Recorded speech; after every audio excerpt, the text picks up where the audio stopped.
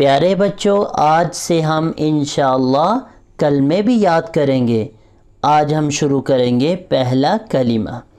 پہلا کلمہ طیب، لا الہ الا اللہ محمد رسول اللہ۔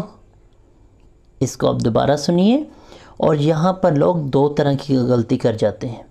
پہلی غلطی وہ کیا کرتے ہیں؟ لا الہ الا اللہ محمد رسول اللہ، یہاں پر وہ دو غلطیاں ہو گئیں۔ پہلی غلطی ہے محمدر، یہ محمدر نہیں ہے بلکہ محمدر ہے، دو پیش ہیں، دو زبر نہیں ہے، تو آپ نے اس میں بہت احتیاط کرنی ہے۔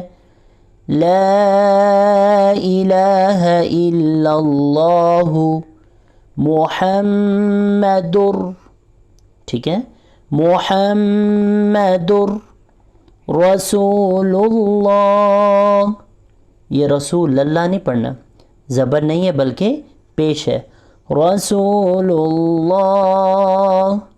دوبارہ سنیے، لا الہ الا اللہ محمد رسول اللہ۔